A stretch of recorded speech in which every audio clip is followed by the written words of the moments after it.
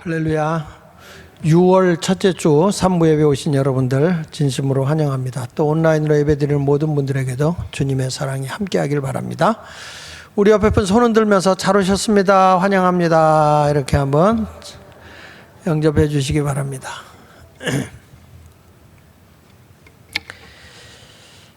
오늘은 우리가 생산성, 이번 주와 다음 주에 제목을 가지고 함께 은혜를 나누도록 하겠습니다.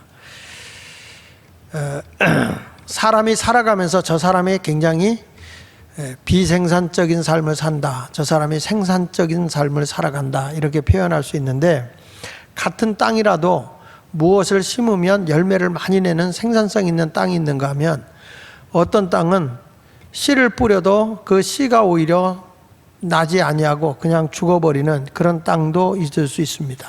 그러니까 생산성이 없는 땅이겠죠. 오늘 예수님이 말씀하는 가운데서 보면 이 마음밭에서 생산성 있는 마음밭이 있고 생산성이 없는 마음밭이 있다, 이런 말씀을 하고 있어요. 그러면서 하나님의 복음의 씨를 뿌렸더니 마치 좋지 않은 땅에 떨어진 씨는 열매를 맺지 못하고 좋은 땅에 떨어진 씨는 열매를 맺는 것과 같이, 이 마음씨가 좋지 않은 밭은 그런 데는 열매가 없고 생산성이 없고, 그리고 좋은 땅과 같은 아름다운 마음밭이 있는 곳에는 열매가 맺어진다, 생산성 있는 삶을 살아간다, 이런 내용의 말씀이 오늘 마태복음 13장 1절로 9절, 그리고 마태복음 13장 18절부터 23절까지 말씀을 우리가 근거로 해서 오늘 증거하려고 합니다. 먼저 첫 번째로는 생산할 수 없는 땅 같은 우리 마음의 밭이 어떤 것이냐 하는 얘기를 하고 있는데, 우리 예수님이 설교를 하는 가운데 보면 설교가 굉장히 어렵게 하질 않으세요. 그냥 이 농사 짓고 있는 그런 곳에서 그냥 쉽게 하나님의 나라의 것을 갖다가 쉽게 이렇게 설명을 하면서, 자, 하나님의 말씀의 씨가 떨어지는데 어떤 사람에게는 길가에 떨어진 씨와 같다. 길가에 떨어진 씨는 길가가 반질반질하고 단단하니까 씨가 뿌리를 내리지 못하고 그냥 떨어져 뒹굴고 있을 때 새들이 와서 쪼아 먹는다. 그러니까 이 씨는 썩어질 시간도 없고, 그리고 여기서 뿌리가 내려서 싹이 나서 성장해가지고 열매를 맺을 수도 없다, 이런 말씀을 하고 있고, 또 한 군데 가서는 흙이 얕은 돌짝밭 같아서, 돌밭과 같아서 뿌리가 조금 내리는 것 같다가 햇빛이 내려찌면 뿌리가 말라서 죽어버리고 말더라. 그리고 가시밭 같은 데 떨어진 씨는, 가시라는 게 너무 넝쿨이 이렇게 억세서 이 식물이 자라야 되는데 그 가시가 그 힘이 위에서부터 눌러버리니까 이게 성장하지 못하고 열매를 내지 못하더라.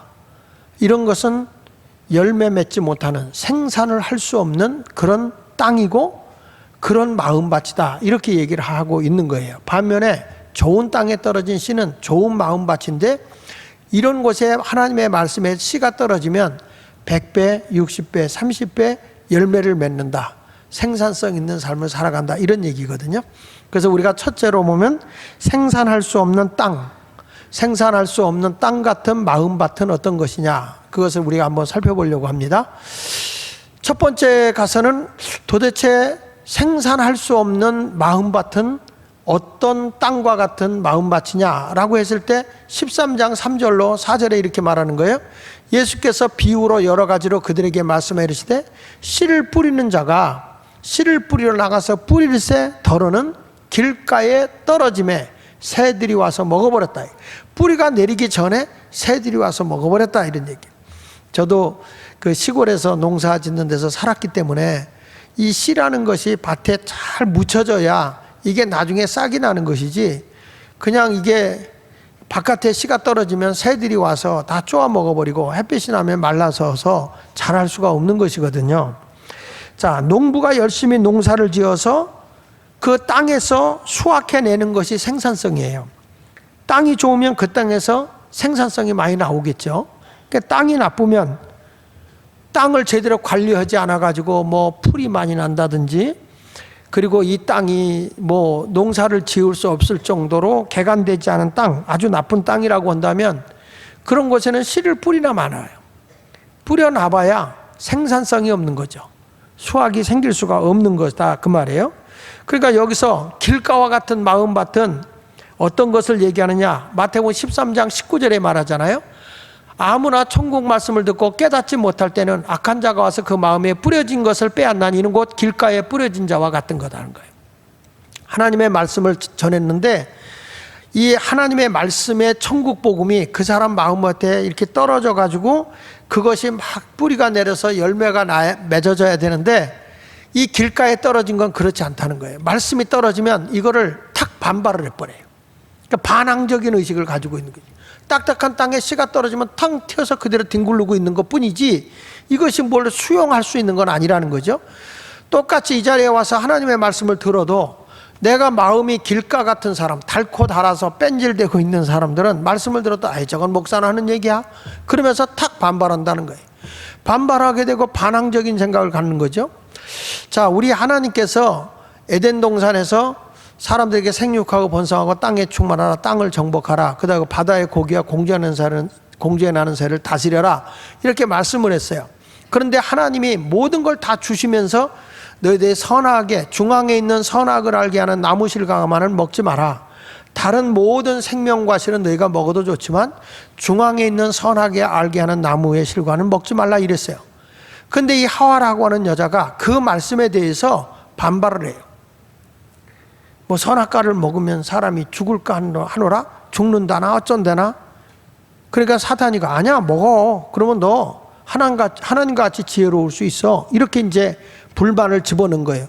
그 말을 딱 듣자마자 하나님의 말씀은 깡그리 없어져 버리고 이 여인이 그 선악과를 보는 순간에 먹으면 참 맛이 있을 것 같고 먹을 만큼 탐스러워 보이기도 하고 저거 먹으면 하나님같이 지혜로울 것 같은 욕심이 확 들어오는 거예요. 결국에는 하나님의 말씀이 이 마음밭에서 자란 것이 아니라 하나님의 말씀을 반발해서 선악과를 따먹고 결국에는 가시와 엉겅퀴가 나는 그런 땅으로 쫓겨나게 되는 거예요. 보십시오. 이 마음이 이 하나님의 말씀을 들어도 반항적인 말씀을 갖고 있는 사람은 그 말씀이 내 속에서 성장할 수가 없어요. 교회를 다녀요. 근데 하나님의 말씀에 감동이 없어요. 그 말씀을 듣고도 변화가 없어요. 이거는 교회 다닌다는 명목상 교인이지 진정한 열매 있는 삶이 아니라고요. 이런 사람들은 늘 자기가 절대화되어 있어요. 자기 중심적인 생각을 가지고 있다가 자기 생각에 사로잡혀 살아요. 그러다가 자기 생각하고 안 맞으면 딱 배척해버려요. 반발해버려요. 또는 내가 우리 집안이 우상에 쩔어 있다. 우상이나 미신에 이렇게 잡혀 사는 집이다 그러면은 두려움이 자기 속에 있어서 아유 나 교회 가면 무슨 일 날 것 같아 싫어. 아무리 하나님 말씀을 전해줘도 그것을 받아들이지 않고 반발을 해요. 그러니까 사람들이 보면 하나님의 말씀을 아무리 증거해줘도 안 듣는 사람 보면 자기중심적인 사람이라든지 아니면은 그 미신에 쩔어 있어가지고 저주받을까봐 두려워서 반발하는 사람, 그렇지 않으면 기독교에 대한 어떤 편견, 기독교에 대한 어떤 선입견, 잘못된 선입견 이런 것들이 하나님의 말씀이 딱 떨어지면 이미 자기는 길바닥같이 마음밭이 딱딱하게 단단히 굳어져 있어요. 오랫동안 자기가 이런 얘기 저런 얘기 들으면서 자기도 모르게 하나님의 복음을 받아들일 수 없는 그런 길바닥같이 닳고 단 그런 마음이 되어버리고 만 거죠. 이런 분들에게 아무리 씨를 뿌려봐야 이 씨는 뿌리를 내릴 수도 없고 성장할 수도 없고 생산성을 나타낼 수도 없죠. 그러니까 성경은 이렇게 말하는 거야. 새는 뭐냐? 마귀다. 씨는 뭐냐? 하나님의 말씀이다. 여러분들 보십시오. 이런 마음을 가진 사람은 하나님의 말씀에 대해서 받아들이는 게 아니라 불신하게 되고 의심하게 되는 거죠. 결국에는 하나님의 말씀을 받아들이지 못해요. 성경은 말하거든요. 그 누가 주는 거냐? 마귀가 주는 거다. 고린도 후서 4장 4절에 보면 그중에 이 세상 신이 믿지 아니하는 자들의 마음을 혼미하게 한다는 거예요. 하나님의 말씀을 받아들이지 못하도록 자꾸 혼미하게 혼돈되게 해가지고 그리스도의 영광의 복음의 광채가 그 사람에게 비치지 못하게 하는 거예요. 그러니까 그리스도는 하나님의 형상인데 하나님의 형상이 내 속에 들어오질 않아요. 그러니까 이 유대인들 가운데 바리새인들이 자기들이 종교의식을 가지고 뺀질뺀질 달아 있으니까 아무리 예수 그리스도 하나님이 육신의 옷을 입고 이 땅 위에서 말씀을 전해도 오히려 배척해버리죠. 그 말씀을 받아들이질 않아요. 그 말씀을 가지고 반항하고 죽이려고 대들고 이런 모습이 나타나는 거예요. 여러분, 교회에 많은 분들이 등록을 해요. 교회 다니지만 그분들이 얼마나 신앙에 합당한 열매를 맺고 있어요? 열매 못 맺는 거예요. 그리고 또 어떤 사람이 있냐면 이 얕은 돌박 같은 마음을 가진 사람이 있어요. 처음에 말씀을 들을 때는 너무 기쁘게 들어요. 어쩌면 저렇게 우리에게 좋은 말을 해주지? 자, 이 마태복음 13장 5절로 6절에 보세요. 더러는 흙이 얕은 돌밭에 떨어짐에 흙이 깊지 아니하므로 곧 싹이 나오나 해가 돋은 후에 타서 뿌리가 없으므로 말랐다. 그러니까 이게 밑에는 돌이고 위에 흙이 얕게 붙어 있어요. 그러면 이게 뿌리가 밑으로 내려가야 되는데 내릴 수가 없는 거죠. 그러다 보니까 햇빛이 나면 말라 죽는 거예요. 우리 그 교회도 저 옆에, 내 사무실 옆에 거기다 소나무 세 그루를 심었단 말이에요. 근데 그게 흙을 채워가지고 이렇게 심은 거예요. 얕죠. 근데 잘 자랐어요. 잘 자랐는데 한 그루가 죽은 거예요. 금년에. 그러니까 왜 죽었나 봤더니 금년 겨울이 굉장히 췄어요. 너무 춥다 보니까 뿌리가 얼어서 이 소나무가 뿌리가 죽어 있는 거죠. 그래서 결국에는 피지 못하고 나무 한 그루는 잘라버리게 된 거죠. 그러니까 이게 뿌리가 깊지 못하니까 이런 문제가 생기는 거예요. 자, 이 뿌리가 깊지 못하는 게 뭐냐? 마태복음 13장 20절로 21절에 예수님이 말씀하는 거예요. 돌밭에 뿌려졌다는 것은 말씀을 듣고 즉시 기쁨으로 받는다는 거예요. 예를 들면 가정의 달을 맞이해서 제가 설교를 해요. 그래서 이제 뭐 부부의 문제라든지 부모와 자식 간의 문제라든지 그 다음에 부모와 자식의 문제를 설교를 한다든지 뭐 이런 또 부부 간의 문제 또 이웃과의 관계 이런 설교를 하다 보면 굉장히 도덕적이고 윤리적이고 우리의 생활에 와 닿아요. 어쩌면 저 우리 가정을 보고 하는 것 같아. 어쩌면 저렇게 목사님이 우리에게 좋은 말씀을 해줄까 기쁨으로 받아요. 자, 그러다가 이 말씀이 그냥 그렇게 좋은 말씀만 있는 게 아니잖아요. 우리 믿음이라는 게 뭡니까? 내가 죽어지고 그리스도가 사는 게 믿음이거든요. 그러니까 진정한 신앙이라고 하는 것은 자기를 비우는 거예요. 오직 그리스도가 내 삶의 전부가 되는 거고 가치관이 땅의 것을 소유하는 게 아니라 하늘의 것에 소망을 두고 사는 것이 가치관이에요. 그러다 보니까 땅의 욕망을 두고 살아간 사람과 하늘의 소망을 두고 살아가는 사람들과는 자연스럽게 충돌이 일어나죠. 그러다 보면 뭐가 와요? 환난도 오고 핍박도 오는 거예요. 그러니까 예수 믿고 나서 어려움이 오고 이런 어떤 충돌이 오니까 교회 안 나가 이런 사고방식을 가지고 있는 사람이 바로 얕은 흙의 밑에는 돌인 그런 곳에 복음의 씨가 떨어진 사람의 특징이라는 거죠. 마태복음 13장 20절로 21절에 보니까 돌밭에 뿌려졌다는 것은 말씀을 듣고 즉시 기쁨으로 받지만 그 속에 뿌리가 없어 잠시 견디다가 말씀으로 말미암아 뭐라고 그랬죠? 환난이나 박해가 일어날 때는 곧 넘어진다는 거예요. 교회 와서 말씀을 전해주지만 그 말씀을 듣고 귀담아 듣고 할 때는 좋은 말이야. 먼저 정말 상식적이고 너무 우리가 들어야 할 말이야. 이렇게 윤리적인 걸로 받아들일 때는 좋게 듣겠죠. 그러나 우리가 주님을 위해서 우리가 살아가야 되고 헌신해야 되고 희생해야 된다고 하는 말을 할 때는 이게 얕은 감성적 신앙을 가지고 있던 사람들, 예를 들면 예수 믿으면 땅에서 잘 되고 뭐 만사가 형통해 도깨비방맹이 같이 여겼었는데 그게 아니라 예수 깊이 믿을수록 어렵네. 예수를 깊이 믿을수록 가치관이 달라지네. 이런 신앙생활, 그리고 신앙생활을 편의주의적으로 신앙생활을 하려고 했던 사람이 예수 믿는다고 하는 것은 고난의 길, 힘든 길을 이기고 가는 거다라고 얘기할 때는 나 예수 못 믿겠어. 그리고 떠나가는 사람들이죠. 굉장히 이기적인 신앙을 가지고 있는 사람이라고 저는 생각을 합니다. 그러니까 예수님을 쫓아다니다가 가룟 유다 같은 사람은 말씀을 처음에는 자기가 들었죠. 그래서 예수님을 위해 사역하고 봉사한다고 하지만 자기하고 다른 거예요. 자꾸 예수님이 십자가의 길을 걸어간다, 고난의 길을 걸어간다. 그러니까 결국에는 예수님을 버리고 도망가는 거죠. 환난과 핍박이 오면 예수님을 떠나가는 거예요. 그 다음에 또 이런 사람은 생산성 없는 믿음 생활이고, 그 다음에 가시떨기에 떨어진 씨는 어떻게 됩니까? 13장 7절에 보니까 더러는 가시떨기 위에 떨어짐에 가시가 자라서 기운을 막았다. 그러니까 이 가시가 억세잖아요. 이렇게 하니까 그 식물들이 자라지를 못해. 13장 22절에 예수님이 설명을 하죠. 22절에 보니까 가시떨기에 뿌려졌다는 것은 말씀을 들으나, 말씀은 들어. 그런데 세상의 염려와 재물의 유혹에 말씀이 막혀 결실하지 못하는 거죠. 신앙생활하면서 그렇습니다.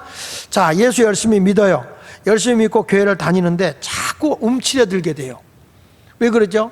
주를 위해서 봉사해야 돼. 시간 들여야 돼. 그 시간을 뺏기는 게 자꾸 집안에서는 어려운 거예요. 거기다가 또 우리가 하나님을 헌신하고 살아가는데 우리 11조 해야 돼. 물질적인 문제가 자기를 막 눌러버려. 그러니까 여러 가지가 나를 지금 막 눌러버리니까 부담스러워지는 거예요. 신앙생활이 부담스러워서. 그러니까 하나님의 말씀대로 살지를 못해요. 인위적으로 하지만 영적으로 보면 하나님 나라에 합당한 생산성이 없는 거예요. 어떤 젊은 청년이 돈이 많아요. 예수님을 찾아왔습니다. 마가복음 10장 17절 이하 27절까지 내용에서 나오는 얘기인데, 이 부자 청년이 뭐 돈도 많지만 영적인 갈증이 있었겠죠. 그래서 예수님이 찾아와서, 예수님, 내가 어떻게 해야 영생을 얻죠? 어떻게 하면 영원한 생명을 누리고 참된 평안을 누리고 천국의 소망을 두고 살아갈 수 있는 건가요? 이렇게 물었어요. 그러니까 예수님께서 하나님의 계명을 지켜라, 십계명을 지켜라. 아, 그럴 때 난 그거 다 했어요. 그런 거야. 그러니까 예수님이 내가 한 가지가 부족한 게 있다. 그게 뭐냐면 너의 재물을 다 팔아서 좀 가난한 사람, 어려운 사람을 좀 도와라. 이렇게 얘기를 한 거예요. 그랬더니 이 사람이 돈이 많아요. 돈이 많으니까 걱정이 되는 거예요. 그러니까 결국에는 그 근심, 내가 이 돈 가지고 좀 행복하게, 노후에 좀 행복하게 넉넉하게 살아봐야지 라고는 생각을 했는데, 아, 그거 내놓고 선한 일을 하라 그러니까 이 사람이 도망가 버려요. 그러니까 마가복음 10장 21절에 예수님이 하시는 말씀에 보면 거기 성경에 말하잖아요. 한 가지 너에게 부족한 게 있어. 그게 뭐냐? 내게 있는 것을 팔아서 가난한 자에게 줘. 그러면 하늘에서 보화가 내게 있으리니 그리고 와서 나를 따라. 하늘의 생산이 너에게 넘쳐나게 좀 나누고 살아라. 이렇게 얘기를 한 거예요. 그러니까 이 사람이 22절에 그 사람이 뭐가 많았다고요? 재물이 많은 거로 이 말씀을 해야 슬픈 기색을 띠고 근심하여 갔다. 그러니까 그때 예수님께서, 야, 부자가 천국 가는 게 얼마나 어려운지 아냐? 낙타가 바늘귀로 들어가는 것보다 더 힘들다. 이런 말을 한 거예요. 그러니까 여러분들이 혹시 이걸 이제 오해할 수가 있어요. 내가 전에도 우리 교회에서 얘기했지만 바늘귀 그러면은 그 바늘귀가 뭐 우리 실 끼는 그 실을 끼는 구멍이 이렇게 난 그걸 상징하기 쉬운데 그게 아니고, 이스라엘 민족은 이제 전쟁이 많아서 성문을 밤이 되면 닫아요. 성문을 닫아서 그 성의 문을 닫으면 이제 늦게 들어오는 사람들이 들어가야 되니까 이제 나귀 한 마리가 들어갈 수 있을 정도로 쪽문을 만들어요. 그러니까 적군이 막 밀고 들어와도 고르다 한 사람만 겨우, 나귀 하나만 겨우 들어올 정도야. 그러니까 적을 대체할 수 있잖아요. 그렇게 막아버린 거예요. 우리도 옛날에 대문이 있었고 대문이 밤이 되면 닫아놓고 쪽문을 열어놓잖아요. 그러니까 쪽문을 열어놓고 그걸 가는 것처럼 그런 식으로 돼 있어요. 근데 그렇게 이제 낙타가 짐을 싣고 이제 들어가야 돼. 성을 들어가야 되는데 이 바늘귀 문이라고 하는 요 문은 낙타가 짐을 싣고는 못 들어가요. 그럼 어떡하냐? 다 내려와서 짐을 풀어놓고 그리고 나귀만 안으로 집어넣고 그리고 나서 짐을 따로 갖고 들어가야 되는 그런 거죠. 그렇게 생긴 문을 우리는 뭐냐면 니들 게이트라. 이게 뭐냐면 바늘문이다, 바늘귀다, 이렇게 얘기하는 거예요. 그러니까 우리가 말하는 그 바느지러는 그 바늘 아닙니다. 그게 겨우 낙타 한 마리가 들어가는, 그러니까 천국에 들어가는 게 겨우 한 명 한 명 들어가는 것처럼 그렇게 어려운 거다. 이렇게 말씀하는 거예요. 그만큼 뭐예요? 나귀가 들어가려면 짐을 내려놔야 되듯이 내 욕심과 내 염려와 내 걱정을 다 내려놓고 주님만 바라보고 가는 자가 천국 가는 거다, 그 얘기예요. 그러니까 여기서 보세요. 우리가 왜 합당한 신앙의 열매를 못 맺냐라고 보면 성경에 말씀하는 그대로 얘기하면 재물의 욕심이에요. 재물의 욕심. 사람이 여러 가지 근심도 많고 재물의 욕심이 많다 보니까 결국에는 그런 것들이 자기를 억눌러 버리죠. 그 세계를 못 들어가는 거죠.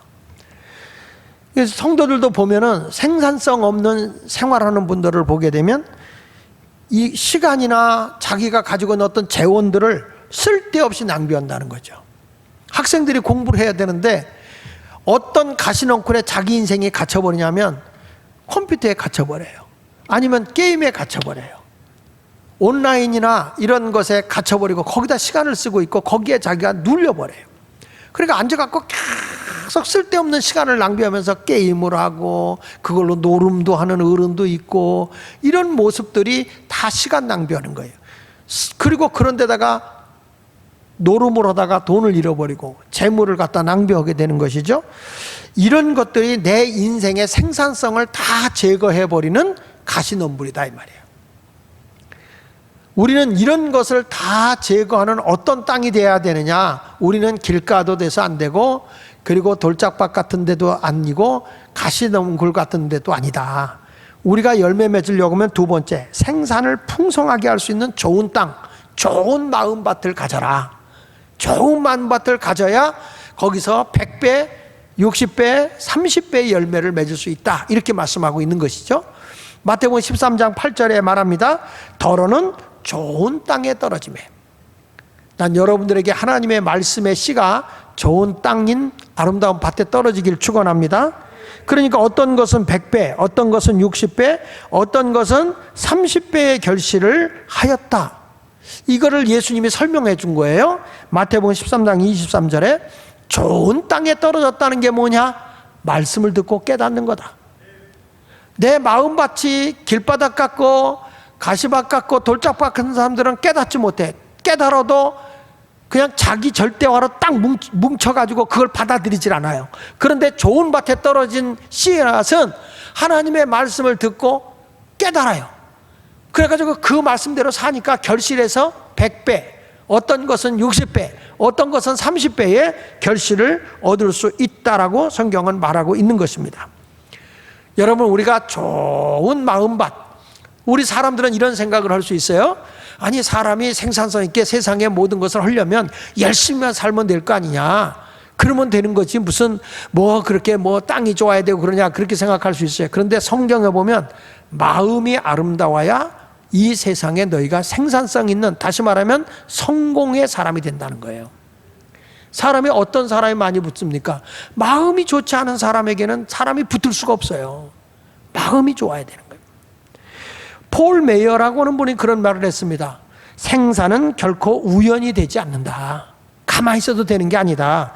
그것은 항상 최선의 열매를 얻고자 하는 결심, 내가 최고의 열매를 얻겠다는 결심, 그리고 그것을 이루기 위한 현명한 계획, 그리고 그 계획을 실천하는 집중적 노력의 결과다.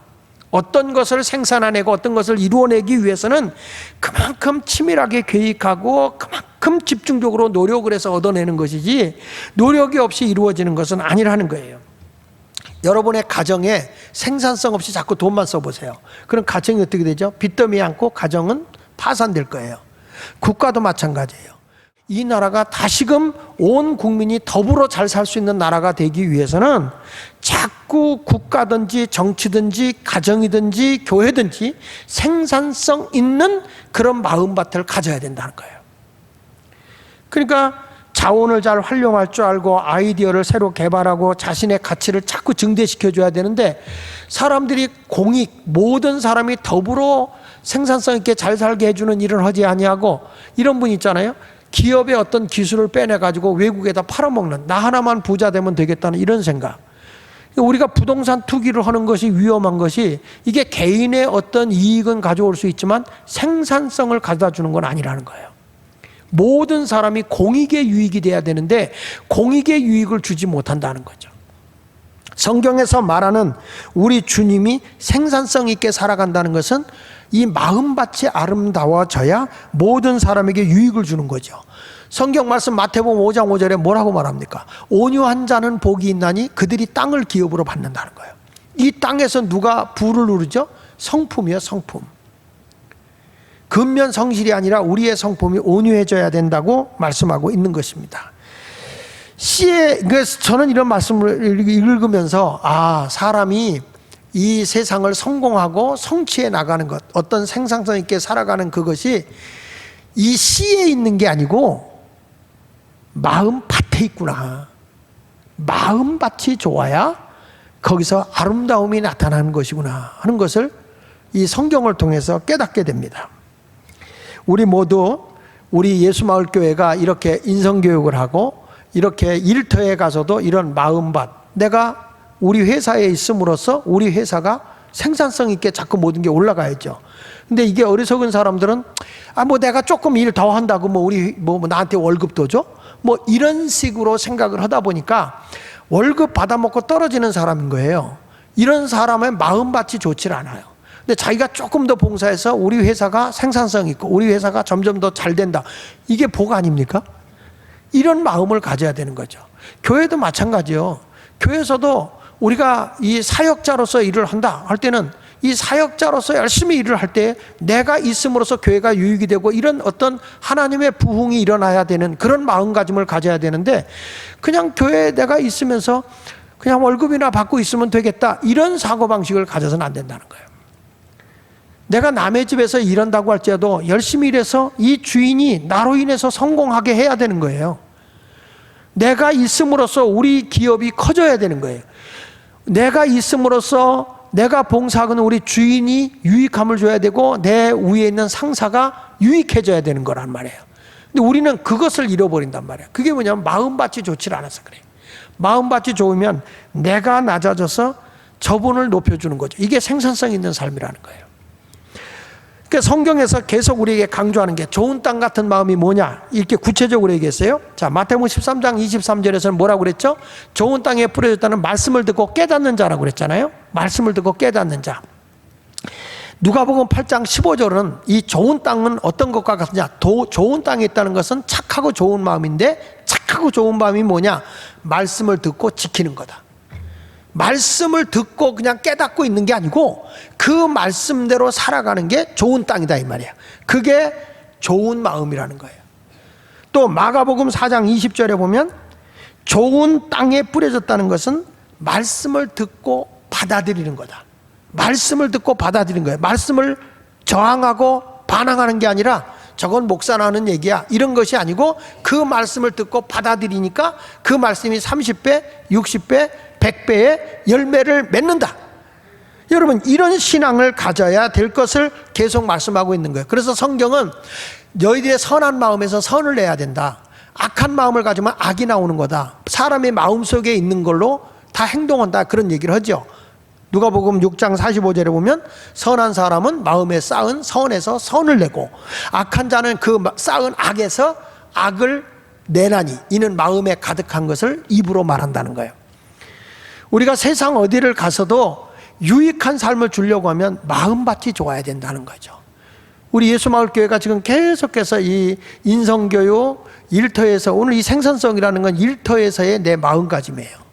그 어떤 마음가짐을 가져야 되겠느냐? 생산성 있는 사람이 돼야 되겠다. 내가 우리 회사에 있음으로써 우리 회사가 유익하다. 이런 생산성 있는 사람이 돼야 된다니까요. 있으나 마나한 사람이 아니고. 그러면 여러분은 성공하지 말래도 성공할 수 있는 사람이 되는 것입니다. 여러분 모두가 그런 아름다운 마음을 소유할 수 있기를 예수 이름으로 축원합니다.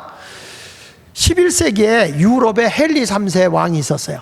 이 헨리 3세 왕이 하루는 자기가 왕 노릇을 하는 게 왕의 직무를 하는 게 너무 힘들고 어려운 거예요.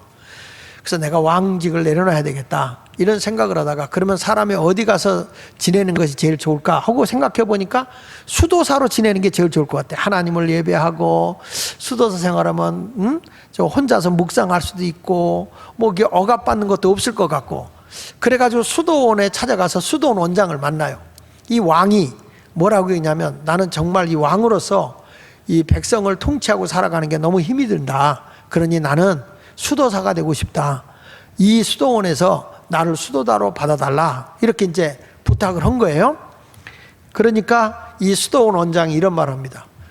예, 좋습니다. 그런데 우리 수도원에는 철저한 원칙이 하나 있습니다. 그 원칙은 뭐냐 하면 무조건 수도원에 의해서 절대 순종입니다. 절대 순종의 원칙을 따라야만 수도사가 될 수 있습니다. 이렇게 물어본 거예요. 이렇게 답을 한 거예요. 그러니까 그 헨리 3세가 예수님의 이름으로 내가 절대 순종할 것을 약속드립니다. 그때 수도원 원장이 됐습니다. 당신은 수도사가 될 자격이 있습니다. 그러면 제가 첫 번째로 명령을 내립니다. 순종을 하셔야 당신은 수도사가 될 수 있으니까 첫 번째 제가 명령을 내립니다. 그 명령이 뭐였냐면 이거였어요. 당장 왕궁으로 돌아가 하늘이 당신에게 맡긴 백성들을 제대로 섬기십시오. 뭔 말인지 알아듣나 모르겠어요. 내가 내게 부여해준 그 자리를 도피해서 가는 게 아니라 최선을 다해서 백성을 섬기라 이 말이야. 힘들다고 도망가지 말고 이런 마음밭이 아름다워야 거기에 성취감이 있다는 거고 성공이 이루어지는 생산성 있는 삶을 살아간다는 것을 가르쳐 주는 것입니다. 모세가 난 못해요 하지만 하나님이 그에게 사역을 맡겼을 때 순종하고 가니까 이스라엘 백성을 애굽에서 이끌고 가고 힘들지만 홍해를 건너고 광야의 길을 인도하고 가는 거예요. 그가 가는 그 길이 바로 하나님의 말씀을 이루어가는 길이었고 그것이 영적인 생산성의 삶이었어요. 이제 모세의 시대가 끝나고 나서 여호수아가 그 꿈을 이어서 요단강을 건너가게 되고 여리고성을 무너뜨리고 가나안 땅을 정복하는데 쉬운 일은 아니었어요. 매우 어렵고 힘들지요. 그러나 하나님의 말씀을 자기 마음밭에 심고 가니까 가나안을 정복하는 그런 생산성 있는 삶을 살아가게 됐다 그 말이죠. 오늘은 평신도 주일입니다. 그래서 우리 장로님이 찬송인도도 했어요. 일부에도 평신도가 찬송인도 했고 2부에는 평신도님이 사회 보고 이렇게 했어요. 저는 이 평신도 사역이라는 것이 이제 심각하게 생각할 때가 됐다. 왜냐하면 코로나19가 있고 난 이후부터는 다시금 초대교회 평신도 7집사를 뽑았어요. 그때와 같은 시대가 지금 도래하고 있다는 겁니다. 무슨 얘기냐면 이제는 교회가 숫자와 건물 중심의 시대를 넘어서서 이제는 성령의 시대로 돌아가는 거다. 초대교회가 평신도 사역이 이루어질 때 성령의 강력한 역사가 일어난 것처럼 이제는 성령 사역이 다시금 시작이 될 것이고, 그리고 이런 밀집형 대형교회에서 소그룹 평신도 시대가 열리는 거예요. 이젠 대형교회가 아니라 밀집형 교회가 아니고 대형화가 아니고 상업화도 아니에요. 이제는 어떤 모습으로 우리가 살아가게 되느냐라고 물어본다면 영성을 소유한 소그룹 공동체가 일어나는 시대가 되어져서 이들에 의해서 세상의 사회 속에서 빛과 소금의 역할을 담당하는 경건주의 운동이 다시금 일어나게 될 것입니다. 이제는 그동안에 교회 와서 예배드리는 종교의식의 삶을 살았다고 한다면 이 코로나 이후에는 삶의 예배로 현장에서 신령과 진정으로 예배가 드려지는 그런 시대로 변화된다는 것을 여러분이 알아야 됩니다. 이제 대전환이 될 거예요. 교회마다 대전환이 될 건데, 적어도 교회는 하나님 사랑하고 이웃 사랑하는 것이 실천 아닙니까? 우리는 언제나 말씀을 많이 아는 것도 중요하겠지만 하나님의 말씀을 실천해 나가는 성도들이 돼야 된다고요. 말씀이 마음밭에 뿌려져서 그것이 성장해가지고 열매로 나타나야 되는데, 이런 실천을 뭐라고 하냐면 디아코니아 실천이다 이렇게 말하는 거예요. 그러니까 봉사 실천이다. 한번 따라합시다. 디아코니아 실천. 자, 이 성경에 보면 초대교회 집사를 왜 뽑습니까? 평신도 집사를 뽑은 이유는 뭐냐면 구제하는 일이 자꾸 빠지는 거예요. 갈등이 오는 거예요. 사도행전 6장에 보니까. 그러니까 사도들이 우리가 기도와 말씀 전하는 걸 빼고 이 디아코니아, 봉사 섬김의 사역을 메어버리니까 안 되겠다. 그러니 평신도들이 이제는 너희가 세상 속에 들어가서 거기서 디아코니아 역할을 해라. 디아코니아 역할을 해라. 섬김과 봉사의 사역을 해라. 이렇게 해서 집사를 뽑은 거죠. 자, 보실까요? 이 사도행전 6장 1절 이하에 보니까 여기 그때 제자가 더 많아졌는데 헬라파 유대인들이 자기의 과부들이 구제에 매일의 구제에 빠짐으로 히브리파 사람을 원망한 거예요. 구제가 빠지니까. 그러니까 12사도가 모든 제자들을 불러 이르시되 우리가 하나님 말씀을 제쳐놓고 접대를 일삼는 것이 마땅하지 아니하니 형제들아 너희 가운데 성령과 지혜가 충만하여 칭찬받는 사람 7을 택하라.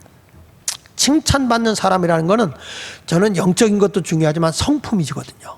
막 기도 많이 하고 뭐 은사가 강하다 그래도 성품이 더러운 인간은 칭찬 못 받아요. 그렇죠? 그렇죠? 칭찬받아요. 칭찬받는 건 성품이에요. 성품.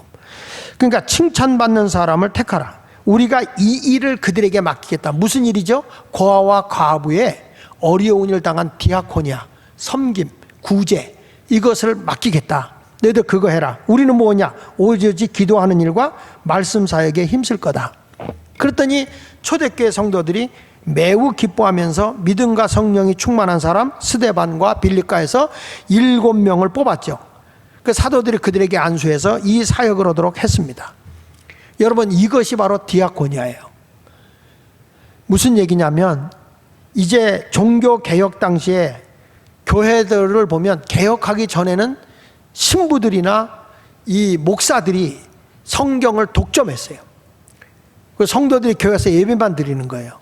근데 이것을 개혁을 하면서 어떻게 했냐면 성경책을 돌려주게 되고 평신도 운동을 일으키기 시작해요. 그래서 그때 준 게 뭐냐면 집사직을 줍니다. 집사직을 그때 주는데 1938년도에 유럽 교회는 교회 안에 집사를 법적으로 승인을 합니다. 이제 집사다. 근데 우리는 집사 그러면 교회 와서 오래 다니니까 집사님, 권사님 뭐 이렇게 되지 않습니까? 근데 이 집사를 원래는 영어로 얘기하면 디콘이에요. 디콘, 집사. 근데 이 원뜻이 뭐냐면 디아코니아예요. 디아코니아, 봉사예요. 봉사. 그러니까 독일에서는 집사를 언제부터 교회에서 줬냐면 1970년도. 1970년대에 교회에 집사를 주는데 이 집사는 어떤 사람이 집사가 되는 거냐면 국가가 공인한 사회복지사 자격을 가지고 있는 사람 또는 국가가 인정한 요양사 자격 인증 있는 사람, 그리고 신학적으로 디아코니아 자격증 있는 사람. 그러니까 교회 안에서 이 사람이 하나님의 말씀으로 잘 훈련되어져서 봉사의 가치를 가지고 있는 이 사람에게 집사라는 자격증을 주는 거예요. 그러면 이 사람들이 이 집사의 신학적 배경을 가지고 하나님의 말씀의 원리와 그리스도의 마음을 가지고 뭐 하러 가느냐? 섬기러 가는 거죠. 디아코니 하러 가는 거예요. 사회복지사 또는 요양원 이런 거. 우리도 보면 지금 집사님이잖아요. 집사님이라고 하면은 내가 철저한 예수화된 그런 심장으로, 그런 마음으로 내가 뭐 어린이집에 뭐 보육교사로 또는 어린이 유치원의 교사로 또는 내가 뭐 카페에 가서, 요즘에 카페도 자격증이 있어야 되잖아요. 바리스타 자격증이 있고 이런 그런 자격증을 가지고서 또 요양사라든지 또는 무슨 뭐 복지사라든지 이런 자격증이 있어요. 근데 그런 자격증보다 더 큰 게 뭐냐면 교회에서 주는 디아코니아 봉사직 직분이에요. 근데 그걸 가지고 가서 그 사람이 그들을 섬기는 거예요. 근데 그 속에 뭐가 들어가요? 그리스도가 들어가는 거예요. 이것을 성경은 너희는 세상의 빛과 소금이 되는 거다. 이게 집사라는 거예요. 집사는 교회 안에서 어떤 조직을 관리하고 교회 안에서 성도를 관리하기 위한 집사가 아니고 성경대로 세상의 빛과 소금이 되는 거예요. 세상의 빛과 소금이 되기 위해서 이런 직분을 받는 거예요. 그래서 독일에서는 평신도 20만 명가량이 참여하는 복지운동이 있는데 이게 디아콘 복지운동이에요. 디아코니아 복지운동. 그러니까 집사 복지운동이라는 거예요. 이 복지운동을 할 때에 기독교인들이 정말 예수의 마음, 예수의 그 마음을 가지고 사람들을 섬기니까 하나님의 사랑으로 저들을 섬기는 거죠. 얼마나 아름다운 마음이겠어요. 근데 국가에서 엄청난 지원금이 글로 떨어져요. 여러분, 우리가 사회 봉사하고 다 하는 거 월급 주고 국가에서 한다 그래도 저들의 마음가짐이 중요한 거 아니겠습니까? 근데 저들은 철저한 그리스도인의 자격을 가지고 이 사역을 한다는 거예요.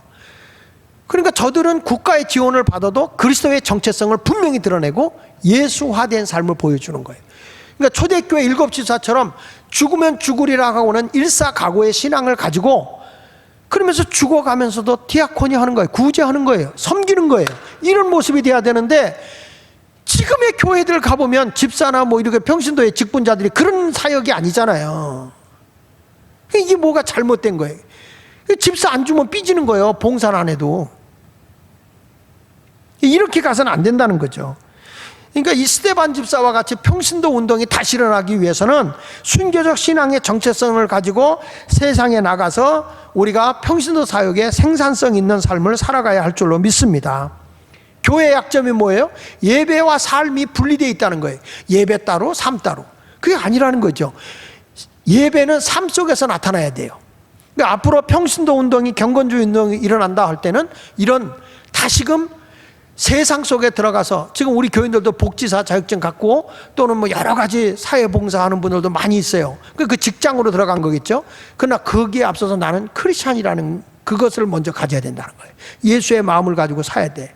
근데 국가가 월급을 주게 되면 크리스찬 냄새를 풍기지 말라는 거야. 예수 냄새를 풍기지 말라는 거야. 국가 지원하는 교회에서 운영하는 복지단체도 그걸 하지 말라는 거예요. 그러다 보니까 기독교의 정체성을 다 잃어버리는 거죠. 근데 이제는 달라져야 된다는 거죠. 그리스도의 마음을 우리가 소유하고 진정한 크리스찬으로서의 사회봉사를 하게 되면 역시 이 크리스찬들이 예수의 마음을 가지고 정말 좋은 땅에 떨어진 복음의 씨를 간직하고 있는 그런 마음밭에 있는 사람들은 100배, 60배, 30배의 결실을 맺으니까 세상에 뭐가 되겠어요? 빛이 되고 소금이 되겠죠. 이런 모습의 신앙을 소유하기 위해서는 일곱 집사 평신도 같이 칭찬받는 자가 돼야 된다. 믿음도 좋아야 되고 성령도 좋아야 되지만, 성령 충만도 해야 되지만 우리가 칭찬받아야 된다. 아멘이 전차네요. 칭찬받는 그리스도인이 돼야 된다 이 말이야. 믿습니까? 우리 교인들 복지사로 일하는 분도 계시잖아요. 여러분들, 내가 카페 가서 일하는 사람이라고 했어요. 남의 집에 가서 일한다고 합시다. 어떤 마음을 가졌냐? 그리스도의 마음을 가져야 생산성 있는 사람이 된다는 거예요. 결국에 이런 일곱 집사 때문에, 세상의 빛과 소금의 역할을 감당하는 일곱 집사 때문에 초대교회가 어떻게 되는가 보실래요? 사도행전 6장 7절에 보니까 보십시오.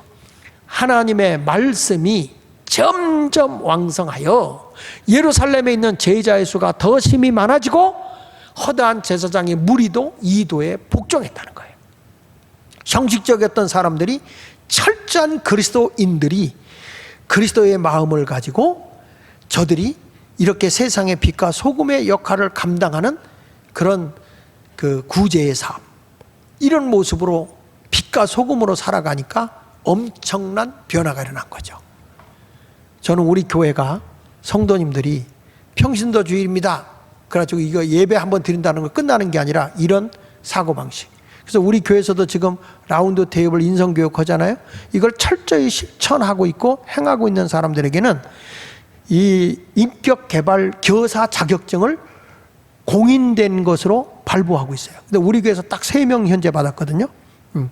우리 그 전에 복지사 가정 이렇게 가파죠, 가파. 그거 한다고 그럴 때 처음에 비웃고 왜 돈 들여서 이거 하느냐 그랬지만, 그때 받았던 분들은 이거 봉사사역을 잘해요. 근데 나중에 우리 교인이 그런 얘기 하더라고. 목사님 그때 받으라고 할 때 받았으면 좋은데 지금은 얼마나 힘든지 모른대. 엄청 까다롭대, 그거 받기가. 사람들이 기회가 있을 때 내가 이제 직업을 갖기 위해서 이걸 갖는다 이런 생각하지 말고, 내가 그리스도인의 집사로서, 권사로서 그리스도의 마음을 가지고 세상의 빛과 소금의 역할으로 봉사하러 나가겠다. 디콘 복지, 디아코니아 봉사 사역을 하는 그리스도인이 되어보겠다. 앞으로 여러분 교회가 그렇게 바뀌어질 거예요. 그렇게 만약에 교회가 소그룹 공동체의 활성화가 되지 않으면 교회는 이제는 손가락질 받는 교회예요. 교회는 힘이 없을 겁니다. 이제 급변하게 될 거예요. 교회는 엄청난 변화를 가져올 것입니다. 여러분, 시대를 앞서보고 우리 평신도 사역 소그룹 공동체가 다시금 활성화되어져서 세상을 섬기는 그런 모습의 교회로 변화되도록 생산성 있는 교회를 만들기 위해 우리 함께 노력합시다. 그렇게 되기 원하면 아멘 합시다. 기도하겠습니다.